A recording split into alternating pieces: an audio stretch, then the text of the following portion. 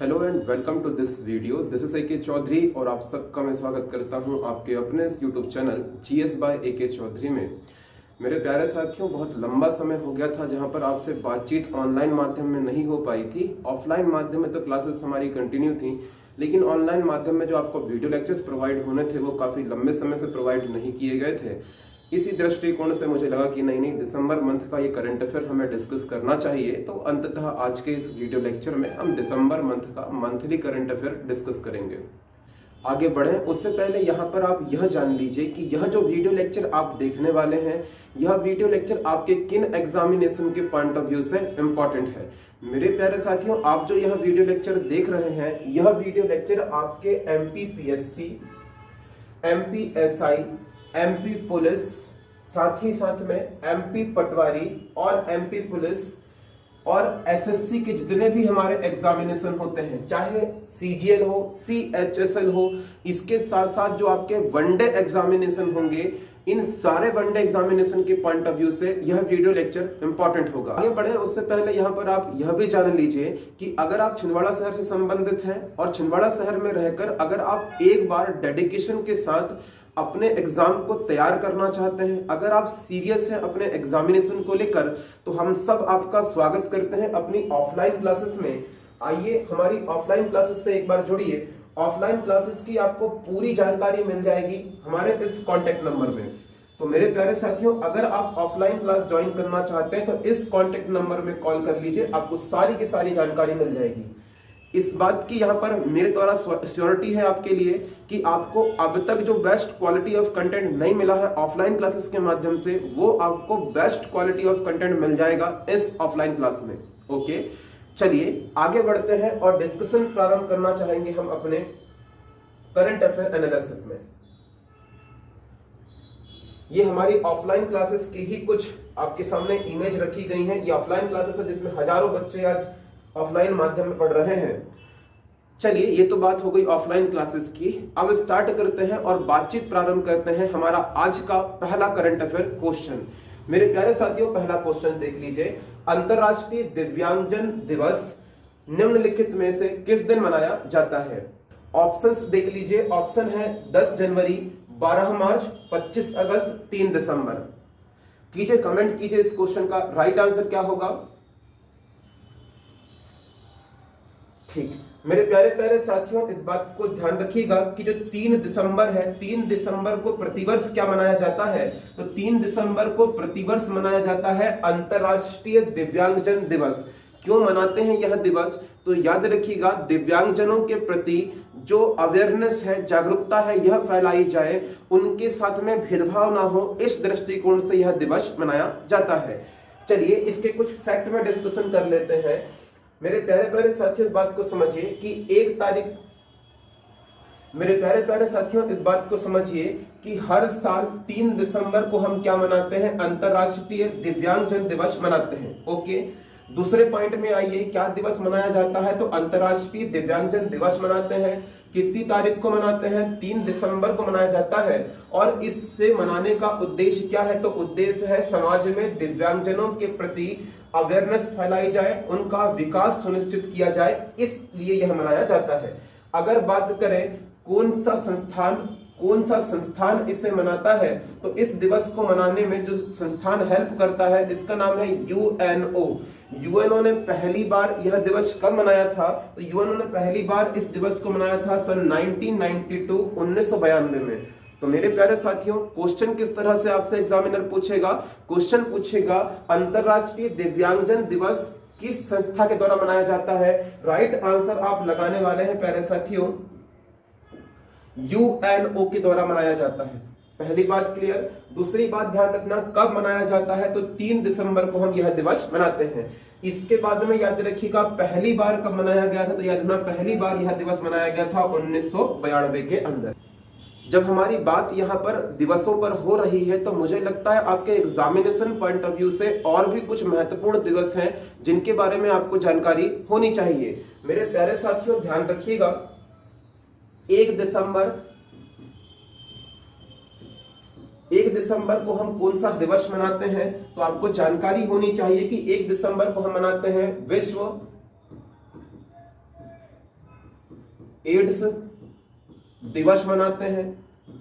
आप मुझसे पूछना चाहेंगे सर क्यों मनाते हैं हम यह दिवस? तो यह दिवस हम मनाते हैं ताकि एड्स रोग के प्रति लोगों को जागरूक किया जा सके। तो एड्स रोग के प्रति जागरूकता फैलाने के दृष्टिकोण से कौन सा दिवस मनाते हैं? तो आप बताएंगे विश्व एड्स दिवस मनाते हैं। किस तारीख को मनाते हैं? 1 दिसंबर को। ओके, दूसरे पॉइंट में आइए।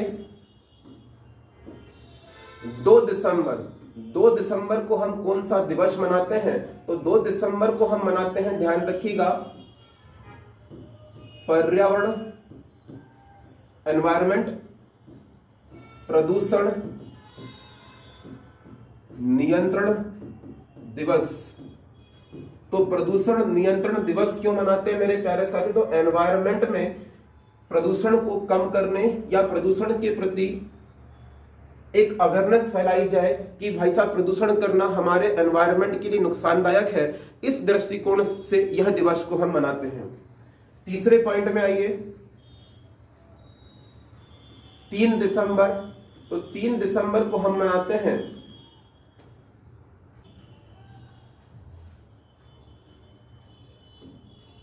अंतरराष्ट्रीय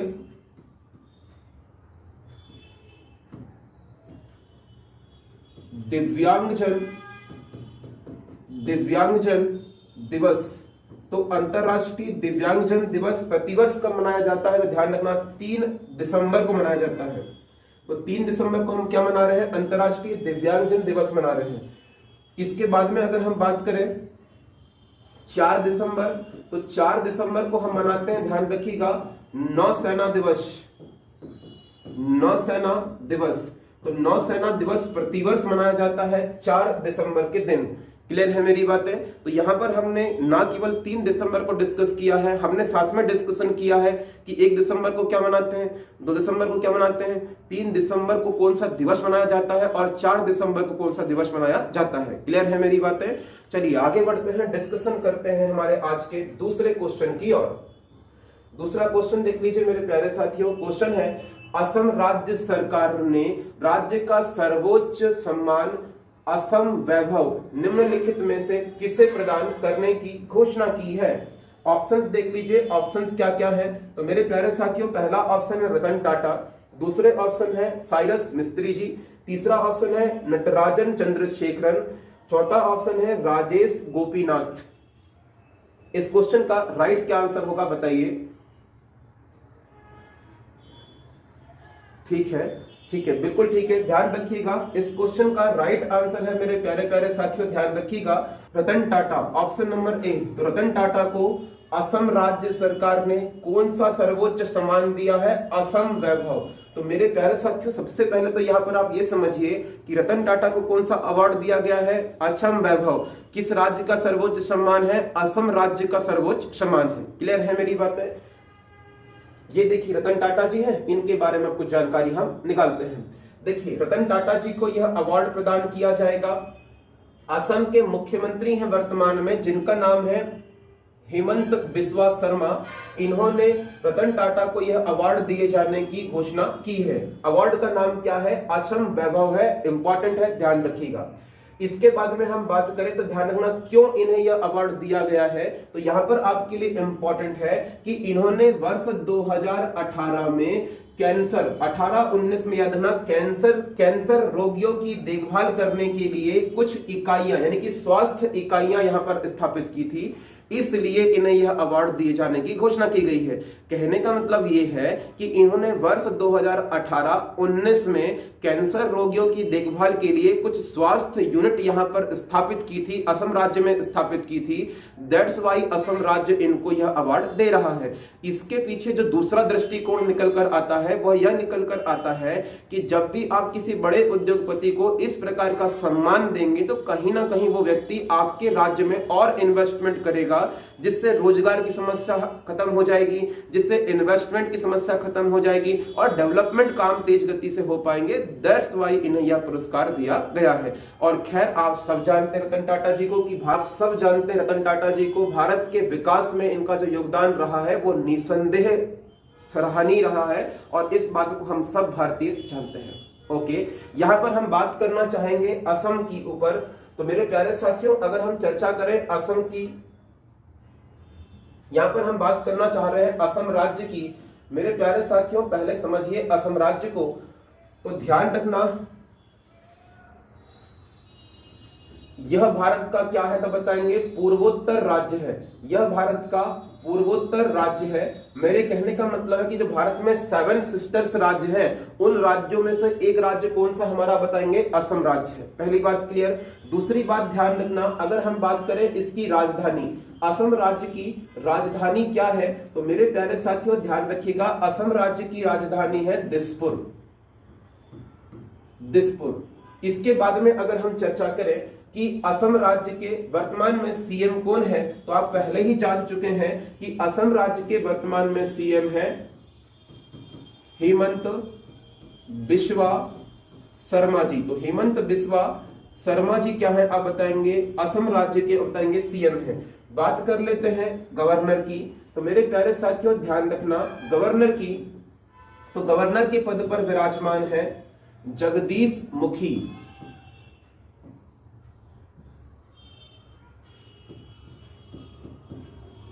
जगदीश मुखी जी विराजमान है। इसके बाद में अगर हम बात करें असम राज्य की, तो असम राज्य के अंदर बेस्ट इंपॉर्टेंट फैक्ट यह है कि असम राज्य में 2 नेशनल पार्क हैं, जिन नेशनल पार्क में पहला नाम आता है Kaziranga national park, Kaziranga national park, और दूसरा नेशनल पार्क आता है जिसका नाम बताएंगे आप मानस नेशनल पार्क। मेरे प्यारे प्यारे साथियों, इस बात को समझने का प्रयत्न करना, अगर हम बात करें काजीरंगा नेशनल पार्क की, हम बात करें मानस नेशनल पार्क की, दोनों के दोनों फेमस हैं। याद रखिएगा, एक सींग वाले राइनोस के लिए। भारत में एक सींग वाले राइनोस किस राज्य में पाए जाते हैं, तो ध्यान रखिएगा, भारत में पाए जाते हैं काजीरंगा नेशनल पार्क और मानस नेशनल पार्क में। काजीरंगा नेशनल पार्क भारत का पहला नेशनल पार्क बना है जिसने, याद रखना, रिमोट या मैं कह सकता हूं सैटेलाइट फोन्स का प्रयोग किया है। तो सैटेलाइट फोन्स का प्रयोग करने वाला कौन सा नेशनल पार्क है हमारा बताएंगे, काजीरंगा नेशनल पार्क है। क्लियर है मेरी बातें। और अगर हम एक अन्य फैक्ट की बात करें, तो ध्यान रखिएगा, असम राज्य में जब हमारी ब्रह्मपुत्र नदी आती है, तो याद रखिएगा असम राज्य में हमारी ब्रह्मपुत्र नदी को क्या कहा जाता है, तो ब्रह्मपुत्र नदी को कहते हैं, ध्यान रखना, ब्रह्मपुत्र।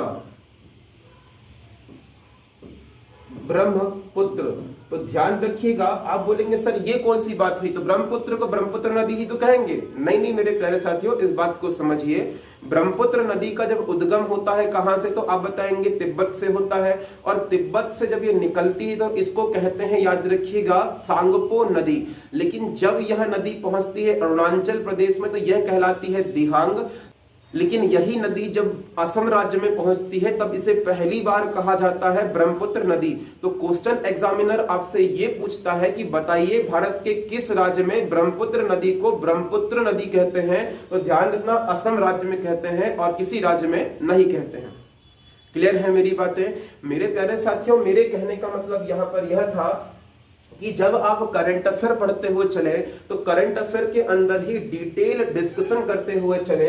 जब आप करंट अफेयर में डिटेल डिस्कशन करते हैं तो इससे होता क्या है कि आपके नए नए फैक्ट जनरेट होते हैं, नई नई जानकारी आपको प्राप्त होती है, और ये पूरी जानकारी आपके एग्जामिनेशन पॉइंट ऑफ व्यू से इंपॉर्टेंट है। आप सोचेंगे नेशनल पार्क क्या पूछे गए हैं, जी हाँ, पहले पूछे जा चुके हैं। काजीरंगा नेशनल पार्क किस राज्य में है, असम राज्य में। मानस नेशनल पार्क किस राज्य में है, असम राज्य में। एक सींग वाले गेंडे के लिए नेशनल पार्क फेमस है, अब बताएंगे अपना काजीरंगा और मानस फेमस है। क्लियर है मेरी बातें। और सीएम और राजधानी तो आपको पढ़ते हुए चलना है ताकि आपको चीजें याद रहें। चलिए आगे बढ़ते हैं और डिस्कशन करते हैं हमारे आज के तीसरे क्वेश्चन की। और हमारा तीसरा क्वेश्चन है, अंतरराष्ट्रीय मुद्रा कोष की नई डिप्टी मैनेजिंग डायरेक्टर निम्नलिखित में से किसे बनाया गया है। यानी कि जो हमारा आईएमएफ है, इंटरनेशनल मॉनेटरी फंड है, हिंदी में बोलते हैं अंतरराष्ट्रीय मुद्रा कोष, इसकी नई डिप्टी मैनेजिंग डायरेक्टर किसे चुना गया है? मेरे प्यारे साथियों, इस क्वेश्चन का ऑप्शन देख लीजिए। इस क्वेश्चन के ऑप्शन है अमर्त्य सेन, दूसरा ऑप्शन है रघुराम राजन, तीसरा ऑप्शन है गीता गोपीनाथ और चौथा ऑप्शन है उर्जित पटेल। लगाइए इस क्वेश्चन का राइट आंसर, आप क्या लगाएंगे?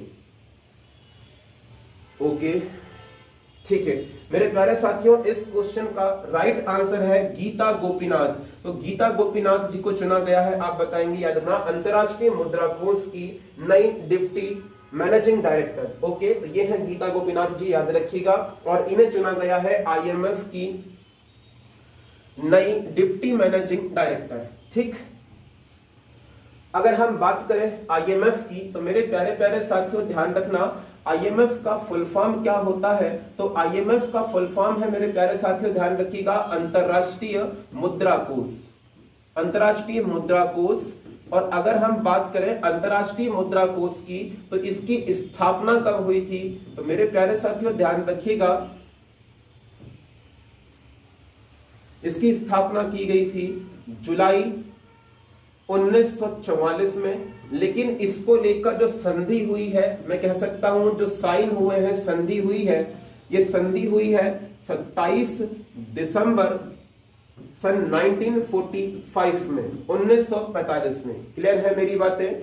इसके बाद में बात कर लेते हैं, ये संधि है, ध्यान रखना संधि है। बात कर लेते हैं हेडक्वार्टर, मुख्यालय।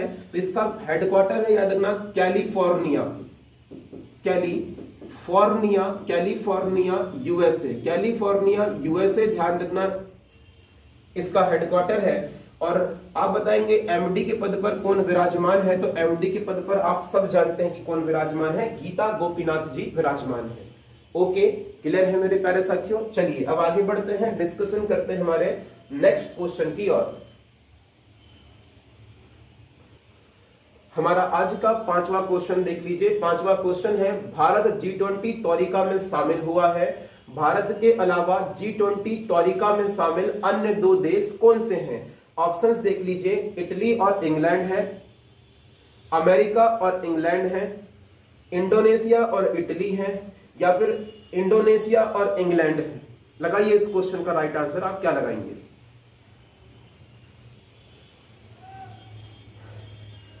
मेरे प्यारे साथियों, इस क्वेश्चन का राइट आंसर है option number C, option number C, Indonesia और इटली। देखिए समझिए इस बात को, तोरिका का मतलब क्या होता है? तो तोरिका एक रूसी लैंग्वेज से लिया गया वर्ड है, जिसका अर्थ होता है 3 व्यक्तियों का, 3 संस्थाओं का, 3 देशों का समूह। 3 देशों में कौन कौन शामिल है बताएंगे? पहला भारत हो गया है, दूसरा कौन सा हो गया बताएंगे? इंडोनेशिया, और फिर कौन हो गया बताएंगे? याद ना, इटली।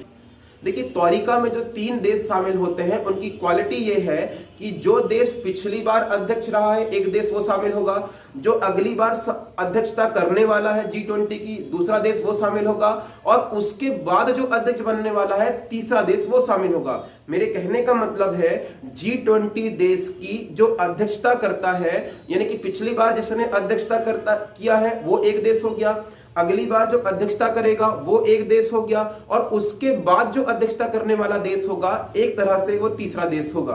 तो ये 3 देशों का समूह होता है। चलिए कुछ महत्वपूर्ण जानकारी ले लेते हैं। तो ध्यान रखना, इस क्वेश्चन का राइट आंसर है इंडोनेशिया और इटली। तो कौन कौन 3 देश शामिल हो गए हैं? पहला देश शामिल हो गया भारत, दूसरा देश इंडोनेशिया, तीसरा देश इटली। और अगर हम बात करें तो याद रखना यह G20 की ही बात हमारी चल रही है। तो G20 में 3 देशों के समूह की हमारी बातचीत चल रही है। चलिए डिस्कशन करते हैं नेक्स्ट क्वेश्चन में। नेक्स्ट क्वेश्चन है, विश्व एथलेटिक्स संस्था के द्वारा किसको वुमेन ऑफ द ईयर का अवार्ड प्रदान किया गया है? Who has been honored with the Women of the Year award by World Athletics Association? Options देख लीजिए, अंजू बॉबी जॉर्ज, दूसरा ऑप्शन है ज्योतिर्मयी सिकंदर, फिर है अन्नू रानी, और चौथा ऑप्शन है मंजू बाला। लगाइए इस क्वेश्चन का राइट आंसर, आप क्या लगा रहे हैं? जो भी विद्यार्थी अभी ऑनलाइन है, या मैं कह सकता हूं प्रीमियर को देख रहा है, तो वो कमेंट बॉक्स में कमेंट छोड़ते हुए चलिएगा, ताकि आपको एक तरह से लगे कि आप ऑफलाइन क्लासेस बैठे हुए करंट अफेयर पढ़ रहे हैं, इस तरह की फीलिंग आपको आनी चाहिए। लगाइए क्वेश्चन का राइट आंसर क्या होगा? मेरे प्यारे साथियों, इस क्वेश्चन का राइट आंसर होगा अंजू बॉबी जॉर्ज। आप पहले ही इमेज देख चुके हैं, ये है अंजू बॉबी जॉर्ज, और इन्हें याद रखिएगा विश्व एथलेटिक्स जो संघ है इनके द्वारा प्रदान किया गया है women of the year award. लेकिन ध्यान रखना भारत के लिए, यानी कि भारतीय खिलाड़ियों में किस खिलाड़ी को women of the year award प्रदान किया गया है। ठीक है, तो अंजू बॉबी जॉर्ज है। अगर हम बात करें अंजू बॉबी जॉर्ज की, तो इनका संबंध किस खेल से है, तो इनका संबंध है, ध्यान रखना, एथलेटिक्स। एथलेटिक्स से इनका संबंध है। ठीक है, और एथलेटिक्स में ध्यान रखना किस खेल से संबंध है, तो आप बताएंगे लंबी कूद, जिसको आप बोलेंगे लॉन्ग जंप। लॉन्ग जंप, तो लॉन्ग जंप से इनका संबंध है। और ध्यान रखिएगा, तो इन्हें यह अवार्ड क्यों दिया गया है, तो इन्हें यह अवार्ड इसलिए दिया गया है कि इन्होंने भारत में खेलों को प्रोत्साहन दिया है। साथ ही साथ याद रखिएगा, जो 2003 की विश्व एथलेटिक्स चैंपियनशिप थी, इसमें अंजू बॉबी जॉर्ज ने लॉन्ग जंप में क्या जीता था, बताएंगे कांस्य पदक। आप बताएंगे कांस्य पदक इन्होंने अपने नाम किया था। तो हो सकता है आपका एग्जामिनर आपसे क्वेश्चन पूछ ले कि 2003 की विश्व चैंपियनशिप में कांस्य पदक जीतने वाली खिलाड़ी का नाम क्या था, बताएंगे अंजू बॉबी जॉर्ज है। अंजू बॉबी जॉर्ज का संबंध किस खेल से है, आप बताएंगे एथलेटिक्स से। एथलेटिक्स में किस गेम से, बताएंगे तो लॉन्ग जंप से है। ओके, क्लियर है मेरे प्यारे साथियों। चलिए अब आगे बढ़ते हैं, नेक्स्ट क्वेश्चन देख लेते हैं। नेक्स्ट क्वेश्चन है, राष्ट्रीय प्रदूषण नियंत्रण दिवस निम्नलिखित में से किस दिन मनाया जाता है। अगर आपने पहला क्वेश्चन अच्छे से देखा है और अगर आप बहुत अच्छे से इसके नोट्स बना रहे हैं, तो मुझे लगता है कि आपको कोई दिक्कत नहीं जाएगी, आप एक एक क्वेश्चन का आंसर दे पाएंगे। मैं पहले ही आपको बता चुका हूं मेरे प्यारे साथियों कि राष्ट्रीय प्रदूषण नियंत्रण दिवस कब मनाया जाता है, आप बताइएगा 2 दिसंबर को यह दिवस मनाया जाता है। आप बोलेंगे किस दिन मनाते हैं, तो ध्यान रखना 2 दिसंबर को हम मनाते हैं। अब क्यों मनाया जाता है, तो इसको लेकर हमें चर्चा करनी चाहिए। तो 2 दिसंबर को याद रखिएगा राष्ट्रीय प्रदूषण नियंत्रण दिवस मनाते हैं, नेशनल पॉल्यूशन कंट्रोल डे हम मनाते हैं। अब यहां पर आप निसंदेह मुझसे बातचीत करना चाहेंगे, सर हम जो है 2 दिसंबर को ही क्यों मनाते हैं, तो 2 दिसंबर को हम यह दिवस इसलिए मनाते हैं क्योंकि 2 दिसंबर को हमारे यहाँ पर एक घटना हुई थी, आप सब जानते हैं, जिसका नाम है, याद रखिएगा, भोपाल गैस त्रासदी। क्या हुई थी, आप बताइएगा, भोपाल गैस त्रासदी। भोपाल गैस त्रासदी, आप सब जानते हैं कि भोपाल के अंदर यूनियन कार्बाइड एक कंपनी थी, जिसके अंदर याद रखना मिथाइल आइसोसाइनाइड का रिसाव हो गया था, जिस वजह से बड़ी मात्रा में वहां पर क्या हुई थी, बताएंगे जान माल की हानि हुई थी। याद रखिएगा ऐसी दुर्घटना दोबारा ना हो, इस दृष्टिकोण से कौन सा दिवस मनाया जाता है, तो आप बताइएगा 2 दिसंबर को हम मनाते हैं राष्ट्रीय प्रदूषण नियंत्रण दिवस हम मनाते हैं। ठीक, यह दिन भोपाल गैस त्रासदी में अपनी जान गंवाने वाले लोगों की याद में मनाया जाता है। यानी कि हम इस दिवस को इसलिए भी मनाते हैं ताकि जिन लोगों ने भोपाल गैस त्रासदी में अपनी जान गंवा दी थी उनको हम याद कर सके, उनको नमन कर सके और दोबारा ऐसी घटनाएं ना हो, इस दृष्टिकोण से हम इस दिवस को मनाते हैं। इसका मतलब यह हुआ कि 2021 की थीम है, हमें उन लोगों को अवगत कराना है कि भाई साहब आप प्रदूषण नियंत्रण के लिए राष्ट्रीय स्तर पर और अंतर्राष्ट्रीय स्तर पर जो भी प्रयास कर सकते हैं आपको करने चाहिए। इसी दृष्टिकोण से यह दिवस मनाया जाता है। ओके मेरे प्यारे साथियों, तो चलिए यहां पर आपको जानना चाहिए भोपाल गैस त्रासदी के बारे में। मेरे प्यारे साथियों, अगर हम बात करें भोपाल गैस त्रासदी की, तो आप सब जानते हैं भोपाल गैस जो त्रासदी हुई, यह घटना कब हुई थी, तो आप बताएंगे 2 और 3 दिसंबर 1984 में यह घटना हुई थी।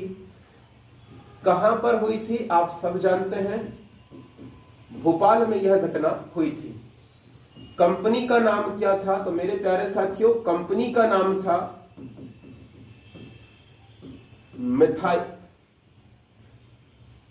कंपनी का नाम था यूनियन कार्बाइड कंपनी।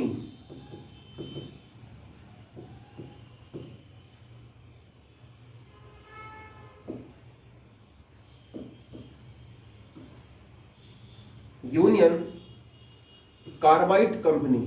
तो याद रखिएगा ये यूनियन कार्बाइड कंपनी थी। ओके, इसके बाद में हम बात करें कि इस कंपनी में उत्पादन किस चीज का हो रहा था, तो इस कंपनी में उत्पादन किया जा रहा था, ध्यान रखिएगा, उर्वरक का, उर्वरकों का इसमें उत्पादन हो रहा था।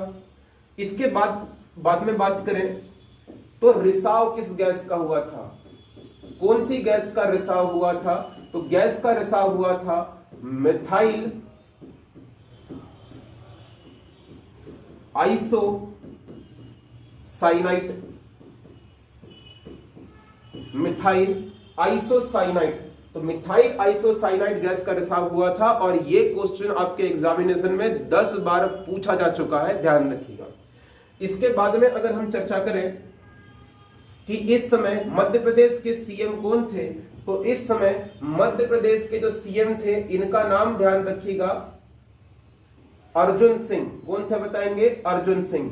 तो इस समय मध्य प्रदेश के सीएम थे अर्जुन सिंह और मुख्य आरोपी का नाम क्या था, तो इसके मुख्य आरोपी थे बताएंगे वॉरेन एंडरसन, वॉरेन एंडरसन। तो वॉरेन जो एंडरसन हुए मेरे प्यारे साथियों ध्यान रखिएगा, जो वॉरेन एंडरसन हुए यह इसके मुख्य आरोपी थे, जिसे भगाने का काम किया था बताएंगे अर्जुन सिंह ने, इसीलिए अर्जुन सिंह को फिर सीएम का पद भी त्यागना पड़ा था, ऐसा कहा जाता है, ऐसी जानकारी निकल कर आती है।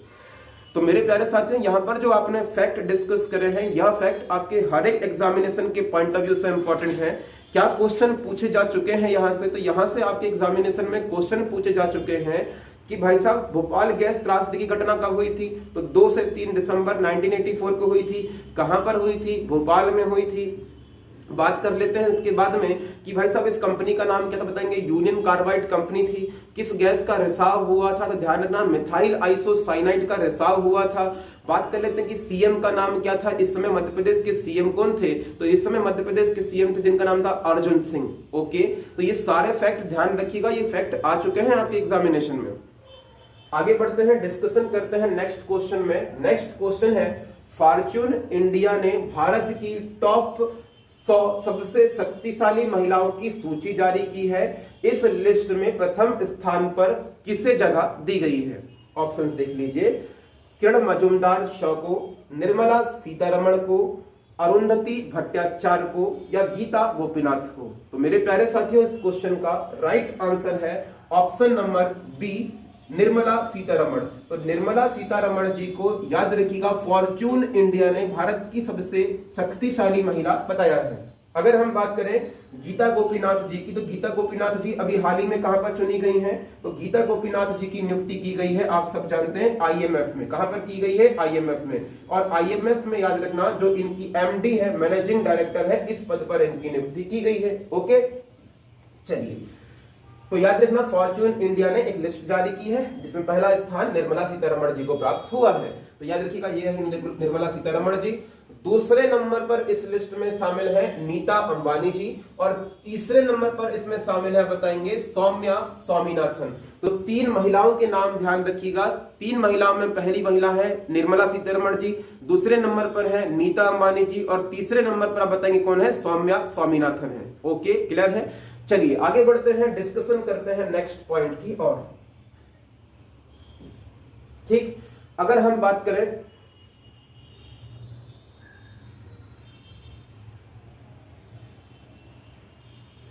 देखिए यहां पर समझ लीजिए।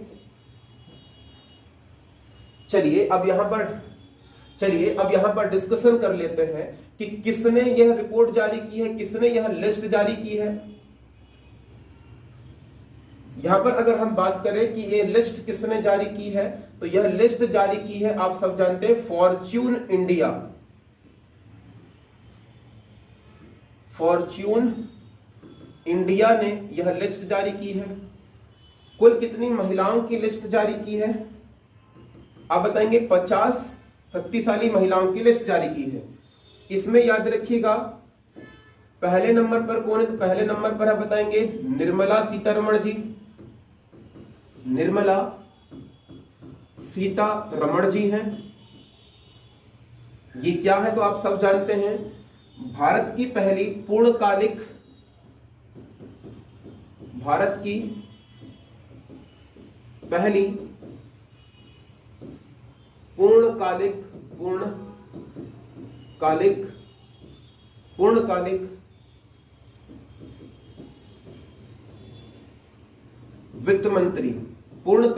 वित्त मंत्री रही हैं, ध्यान रखना। अगर हम बात करें दूसरे नंबर पर, तो दूसरे नंबर पर है नीता अंबानी जी। और नीता अंबानी जी जो है, ध्यान रखिएगा, वेरी वेरी इंपॉर्टेंट है। Nita Ambani ji Mumbai Indian IPL team Mumbai Indian की ऑनर हैं।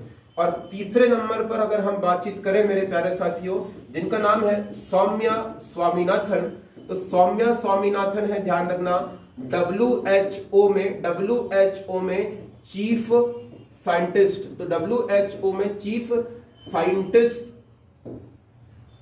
साइंटिस्ट के पद पर कौन है बताएंगे, विराजमान है, अब बताएंगे सौम्या स्वामीनाथन है। तो हो सकता है आपका एग्जामिनर क्वेश्चन पूछ ले कि इनमें से किसका संबंध किस क्षेत्र से है, तो आप बताएंगे निर्मला सीतारमण जी का संबंध है वित्त क्षेत्र से, वित्त मंत्री रही हैं। दूसरी बात याद रखना, नीता अंबानी जी का संबंध रिलायंस से नहीं है, ध्यान रखिएगा, मुंबई इंडियंस है, तो आप रिलायंस लगा कर आएंगे। मुंबई इंडियन आईपीएल टीम की ओनर कौन है बताएंगे, नीता अंबानी जी हैं। और तीसरे नंबर पर है सौम्या स्वामीनाथन, इनका संबंध है WHO में, यह चीफ साइंटिस्ट है, मुख्य कहना चाहिए आप बताएंगे वैज्ञानिक है। ओके, चलिए आगे बढ़ते हैं, डिस्कशन करते हैं हमारे नेक्स्ट क्वेश्चन की ओर। नेक्स्ट क्वेश्चन है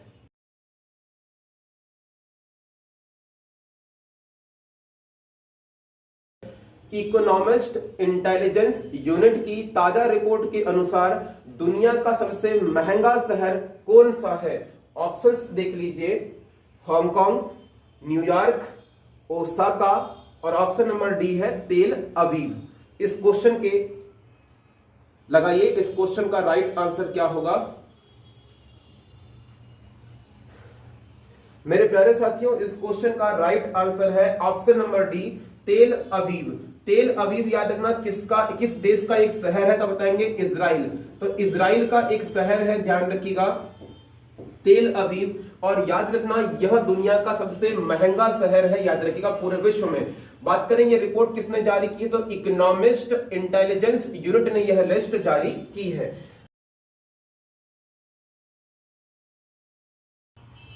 अगर हम बात करें तेल अवीव की, तो ध्यान रखना लंदन की इकोनॉमिस्ट इंटेलिजेंस यूनिट है, इस यूनिट ने इस रिपोर्ट को जारी किया है और दुनिया के सबसे महंगे शहरों में किसका नाम शामिल किया है, तेल अवीव का नाम शामिल किया है। अगर हम बात करें तेल अवीव जो है अब विश्व का सबसे महंगा शहर बन चुका है, जो किसका एक शहर है, इजराइल का एक शहर है। अगर हम बात करें दूसरे नंबर पर कौन से शहर हैं, तो सेकंड नंबर पर मेरे प्यारे साथी जो शहर हैं सिंगापुर और पेरिस। सिंगापुर और पेरिस कौन से नंबर में आएंगे, दूसरे नंबर पे। और थर्ड नंबर पर कौन से देश हैं, थर्ड नंबर पर कौन से शहर हैं, तो थर्ड नंबर पर है, याद रखिएगा, ज्यूरिख और है हांगकांग। तो ये तीसरे नंबर, ठीक है। तो पहले नंबर पर कौन शामिल हो गया है, तेल अवीव। दूसरे नंबर पर कौन है बताएंगे, पेरिस और सिंगापुर। और तीसरे नंबर पर कौन है बताएंगे, तो याद रखना ज्यूरिख और हांगकांग। ओके, क्लियर है। चलिए अब आगे बढ़ते हैं, डिस्कशन करते हैं नेक्स्ट क्वेश्चन की ओर। नेक्स्ट क्वेश्चन है विश्व एड्स दिवस निम्नलिखित में से किस दिन मनाया जाता है। World AIDS day is celebrating on which of the following days. Options देख लीजिए, ऑप्शन है 10 जनवरी, 12 मार्च, 1 दिसंबर और 25 अगस्त। मुझे नहीं लगता कि इस क्वेश्चन के अंदर आपको किसी प्रकार की दिक्कत जाएगी। जिस प्रकार से आप अपने एग्जाम को लेकर सीरियस है, आप लगातार निरंतर प्रयत्नशील है, तो इस क्वेश्चन का राइट आंसर आप सबको पता है। मेरे प्यारे साथियों, इस क्वेश्चन का राइट आंसर है ऑप्शन नंबर सी, एड्स दिवस। तो प्यारे साथियों, इस क्वेश्चन का राइट आंसर है 1 दिसंबर। 1 दिसंबर को हम मनाते हैं विश्व एड्स दिवस।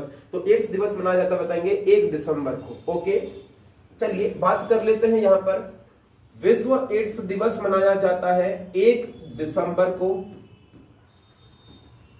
क्यों मनाते हैं, तो याद रखिएगा, एड्स रोग के प्रति जागरूकता फैलाने के लिए,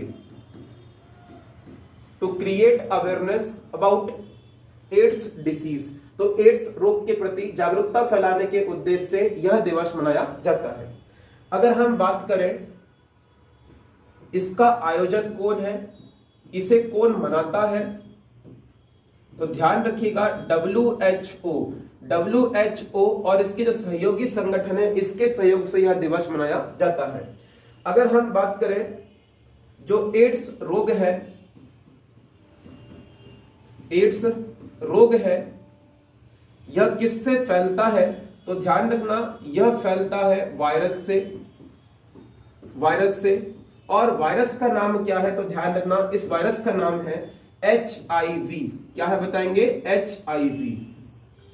मेरे प्यारे साथियों, यहां पर आपसे एग्जाम में क्वेश्चन पूछे जा चुके हैं कि HIV का फुल फॉर्म क्या है। तो HIV का full form very very important है। तो HIV का फुल फॉर्म है मेरे प्यारे साथियों ह्यूमन इम्यूनो डिफिशियंसी वायरस। क्या फुल फॉर्म है, human immuno deficiency virus. Okay, दूसरी बात कर लेते हैं, एड्स रोग जो है ये प्रभावित किसको करता है, तो ध्यान रखना ये प्रभावित करता है हमारी रोग प्रतिरोधक क्षमता, रोग प्रतिरोधक क्षमता। तो रोग प्रतिरोधक क्षमता को याद रखना यह प्रभावित करता है। ओके है, ध्यान रखना किन तरीकों से यह फैलता है, तो ध्यान रखना संक्रमित सुई, अगर हम बात करें संक्रमित ब्लड और असुरक्षित यौन संबंध से याद रखना यह फैलता है। क्लियर है, ये एक लाइलाज बीमारी है, इसका वर्तमान में कोई इलाज नहीं है। आगे बढ़े उससे पहले कुछ और जानकारी देख लीजिए। अगर हम बात करें विश्व एड्स दिवस की थीम क्या है, इस साल की थीम क्या है, तो 2021 की थीम ध्यान रखिएगा, थीम है असमानताओं को समाप्त करें और एड्स रोग का अंत करें।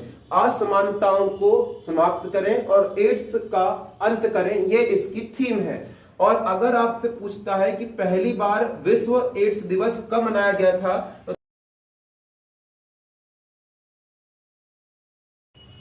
1988 में ध्यान रखना यह दिवस मनाया गया था। ओके, क्लियर है मेरी बातें। चलिए आगे बढ़ते हैं, डिस्कशन करते हैं नेक्स्ट क्वेश्चन की और हमारा आज का 12वां क्वेश्चन देख लीजिए। हमारा आज का 12वां क्वेश्चन है, हाल ही में किस राज्य के पुलिस ने call for cop mobile application को लॉन्च किया है। Recently which state police has been launched call your cop mobile application. Options देख लीजिए, ऑप्शन है बिहार, दूसरा ऑप्शन है झारखंड, तीसरा ऑप्शन है तमिलनाडु और चौथा ऑप्शन है तेलंगाना। लगाइए इस क्वेश्चन का राइट आंसर क्या होगा। मेरे प्यारे साथियों, इस क्वेश्चन का राइट आंसर है नागालैंड। तो ध्यान रखना नागालैंड की जो पुलिस है, हमारी नागालैंड की पुलिस है, इसके द्वारा एक मोबाइल एप्लीकेशन लॉन्च किया गया है जिसका नाम है मोबाइल एप्लीकेशन लॉन्च किया गया जिसका नाम है call your cop. Call your cop, तो याद रखना ये एप्लीकेशन है जिसे किसने लॉन्च किया बताएंगे, तो हमारी तेलंगाना जो राज्य है इसकी याद रखिएगा पुलिस ने इसे लॉन्च किया है।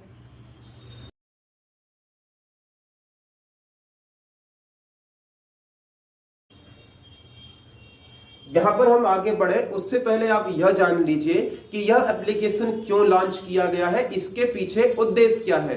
तो मेरे प्यारे साथियों, इस एप्लीकेशन को लॉन्च करने का उद्देश्य है कि जो व्यक्ति, जिन व्यक्तियों को आवश्यकता है उन व्यक्तियों को तुरंत पुलिस सहायता मिल सके। मान लीजिए कि एक व्यक्ति कहीं मुसीबत में फंसा हुआ है तो वो तुरंत इस एप्लीकेशन के माध्यम से पुलिस को बुला पाएगा, जो होगी वो तुरंत इस पर कार्यवाही करेगी और उस व्यक्ति को सहायता प्रदान करेगी। यहां पर हम बात करते हैं किस राज्य की, तो हम बात करना चाहेंगे नागालैंड राज्य की। नागालैंड राज्य की हम बात करें तो नागालैंड राज्य की बात करें तो ध्यान रखना इसकी राजधानी क्या है, तो इसकी राजधानी है कोहिमा।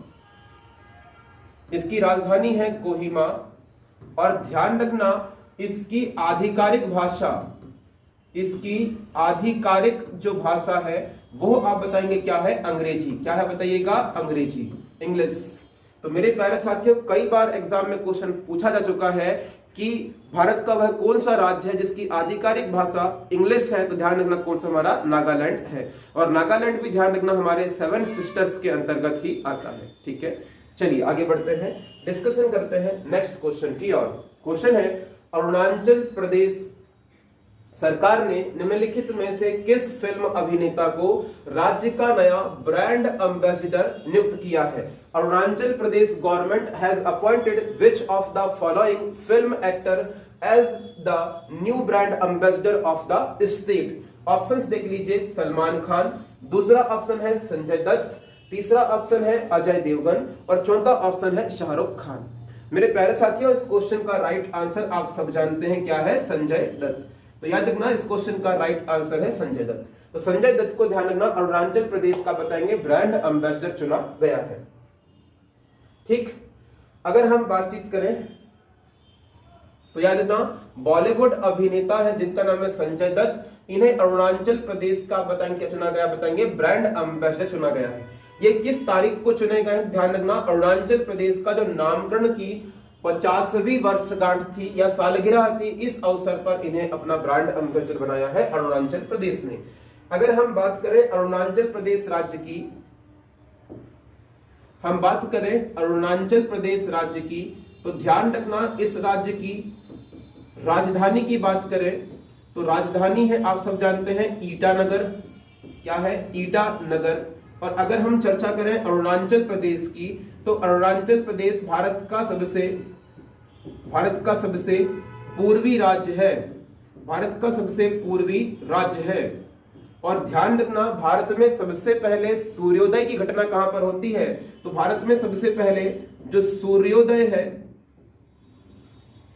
सूर्योदय कहां पर होता बताएंगे? अरुणाचल प्रदेश राज्य में ही होता है। भारत का सबसे पूर्वी राज्य कौन सा बताएंगे? तो पूर्वी राज्य अरुणाचल प्रदेश। और सबसे पहले सूर्योदय कहां पर होगा बताएंगे? हमारे अरुणाचल प्रदेश राज्य में ही होता है। ठीक है, चलिए आगे बढ़ते हैं, डिस्कशन करते हैं नेक्स्ट क्वेश्चन की ओर।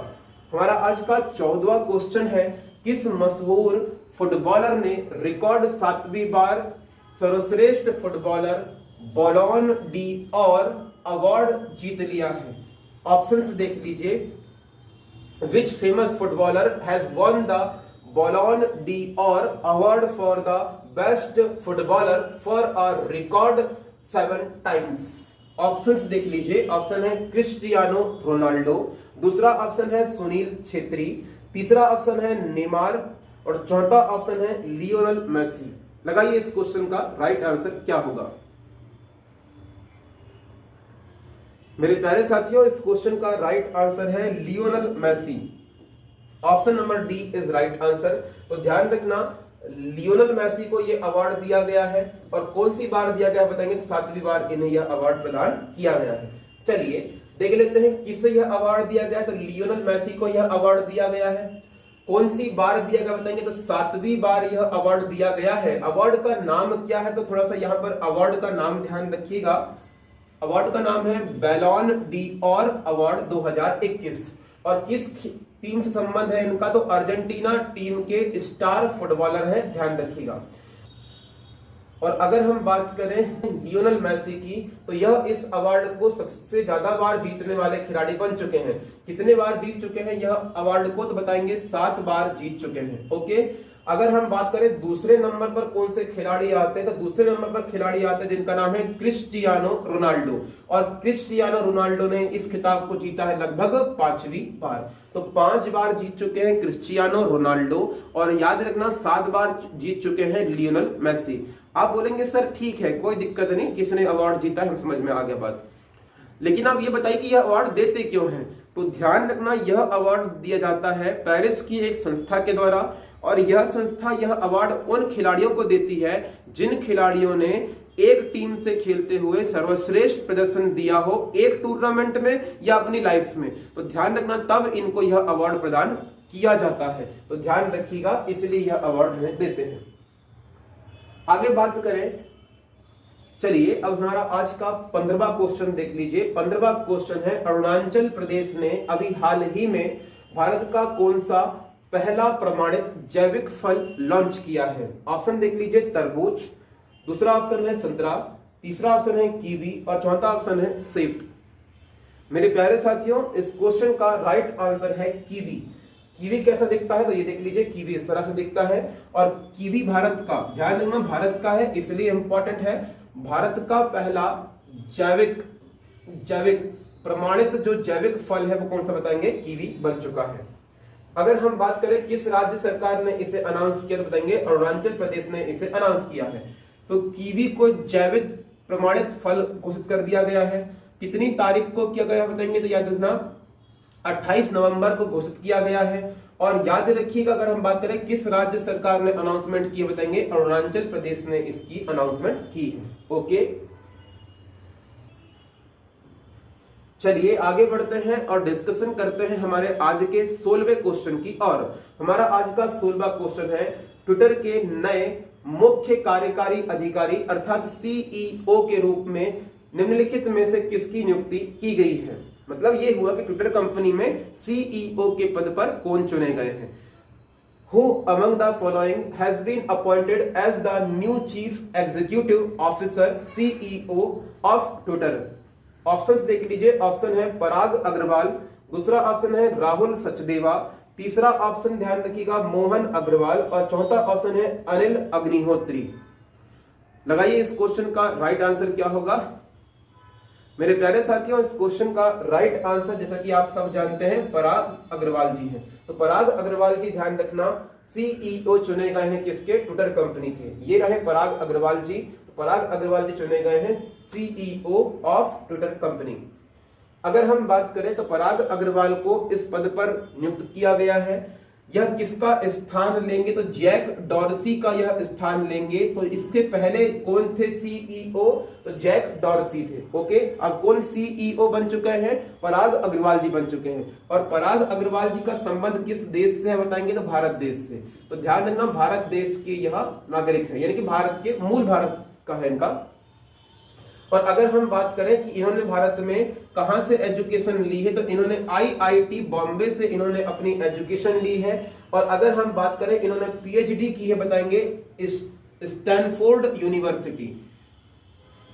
और इन्होंने अपनी जो पीएचडी की है वो स्टैनफोर्ड यूनिवर्सिटी से की है। ओके, क्लियर है मेरी बातें। तो यहां पर आपके एग्जामिनेशन पॉइंट ऑफ व्यू से इंपॉर्टेंट हो जाता है ट्विटर। तो चलिए अब बात करते हैं ट्विटर कंपनी की। तो ट्विटर की अगर हम बातचीत करें तो ध्यान रखना इसके संस्थापक हैं Jack Dorsey. Jack Dorsey Twitter company के संस्थापक हैं। इसकी स्थापना की गई थी ध्यान रखिएगा 21 मार्च 2006 को। और हेडक्वार्टर कहां पर है बताएंगे, कैलिफोर्निया यूएसए में। तो कैलिफोर्निया यूएसए में हेडक्वार्टर है बताएंगे किसका, ट्विटर कंपनी का। ठीक है, क्लियर है मेरी बातें।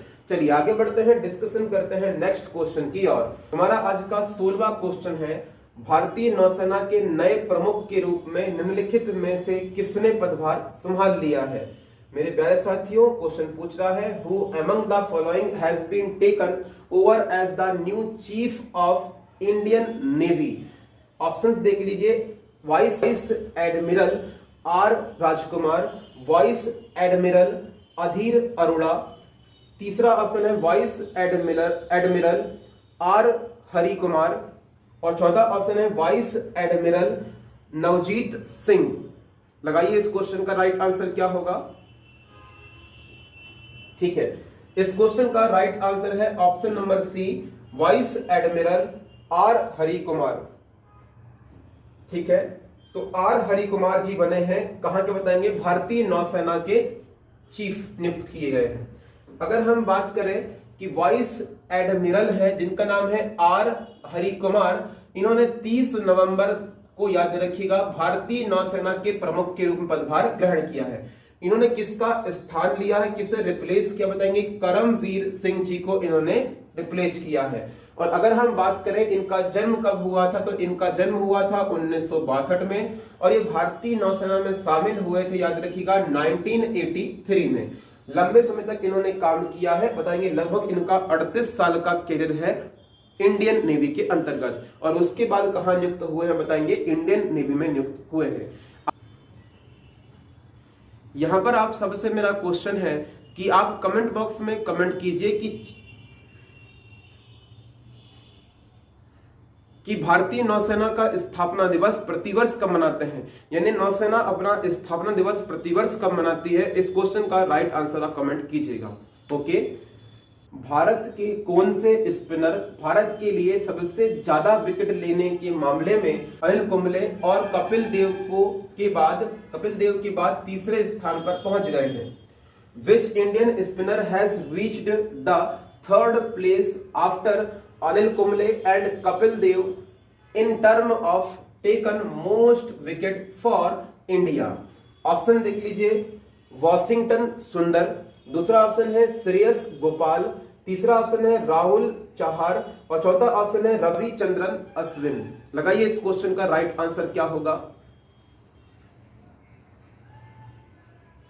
मेरे प्यारे साथियों, इस क्वेश्चन का राइट आंसर है रविचंद्रन अश्विन। तो रविचंद्रन जो अश्विन है, ध्यान रखिएगा, इन्होंने याद रखना भारत में सर्वाधिक विकेट लेने के मामले में कौन से नंबर पर पहुंच चुके हैं बताएंगे, ये तीसरे नंबर पर पहुंच चुके हैं। और कपिल देव और अनिल कुंबले और कपिल देव के बाद में तीसरे स्थान पर ये पहुंच चुके हैं। ओके, चलिए कुछ महत्वपूर्ण फैक्ट डिस्कस कर लेते हैं। तो याद रखिएगा, भारतीय स्पिनर है जिनका नाम है रविचंद्रन अश्विन, यह याद रखिएगा तीसरे नंबर पर पहुंच चुके हैं। और इन्होंने यह जो अचीवमेंट प्राप्त की है न्यूजीलैंड टीम के खिलाफ में प्राप्त की है। और ध्यान रखना, अब यह भारत की तरफ से टेस्ट क्रिकेट में सर्वाधिक विकेट लेने के मामले में तीसरे स्थान पर पहुंच चुके हैं। इन्होंने किसे पीछे छोड़ा है? तो याद रखना, इन्होंने दिग्गज जो हरभजन सिंह थे इन्हें पीछे छोड़ा है। अब इनसे ऊपर कौन कौन है? तो इनसे ऊपर है याद रखना अनिल कुंबले, जिन्होंने कितने विकेट लिए हैं? 619 विकेट लिए हैं। और दूसरे नंबर पर है ध्यान रखना कपिल देव, इन्होंने कितने विकेट लिए बताएंगे? 434 विकेट लिए हैं। ओके, तो पहले नंबर पर अनिल कुंबले, दूसरे नंबर पर कौन है? कपिल देव। ओके, चलिए आगे बढ़ते हैं, डिस्कशन करते हैं नेक्स्ट क्वेश्चन की ओर। हमारा आज का 20वां क्वेश्चन है, भारतीय पर्वतारोहण फाउंडेशन की पहली महिला अध्यक्ष कौन बनी है? यानी हमारे यहाँ पर एक फाउंडेशन है जिस फाउंडेशन का नाम है भारतीय पर्वतारोहण फाउंडेशन। इसकी पहली महिला अध्यक्ष कौन चुनी गई है बताइए। तो मेरे प्यारे साथियों, इस क्वेश्चन का राइट आंसर हो जाएगा Harshwanti Bisht. Option number B is right answer. तो हर्षवंती बिष्ट पहली महिला अध्यक्ष बनी है भारतीय पर्वतारोहण फाउंडेशन की। कौन है ये? तो देख लीजिए, तो ये है याद रखिएगा डॉक्टर हर्षवंती बिष्ट, इन्हें चुना गया है। और अगर हम बात करें तो याद रखना, यह भारत का पर्वतारोहण फाउंडेशन है। उत्तराखंड की यह जानी मानी पर्वतारोही है और इन्हें अब याद रखिएगा हर्षवंती बिष्ट को देश के सबसे बड़े पर्वतारोहण संस्थान की याद रखना अध्यक्ष चुन लिया गया है। और इस संस्थान की पहली महिला अध्यक्ष भी यह होगी। ओके, चलिए आगे बढ़ते हैं, डिस्कशन करते हैं हमारे आज के 21वें क्वेश्चन पर। क्वेश्चन है, सूडान देश के नए प्रधानमंत्री के रूप में निम्नलिखित में से किसे चुना गया है? Who among the following has been elected as the new prime minister of Sudan? मेरे प्यारे साथियों, इस क्वेश्चन का राइट आंसर है ऑप्शन नंबर डी, अब्दुल्ला हमदोक। तो याद रखना, सूडान देश के नए प्रधानमंत्री कौन बने हैं? अब्दुल्ला हमदोक याद रखिएगा प्रधानमंत्री बने हैं। तो ध्यान रखिएगा, अब्दुल्ला हमदोक बने हैं सूडान देश के नए प्रधानमंत्री। क्लियर है मेरी बातें? तो मेरे प्यारे साथियों, यह थे हमारे आज के महत्वपूर्ण करंट अफेयर क्वेश्चंस जो आपके आने वाले एग्जामिनेशन के पॉइंट ऑफ व्यू से वेरी वेरी इंपॉर्टेंट है। तो चलिए आज के इस वीडियो लेक्चर को यही समाप्त करते हैं। मिलते हैं अगले वीडियो लेक्चर में, तब तक के लिए गॉड ब्लेस यू ऑल। जय हिंद, जय भारत।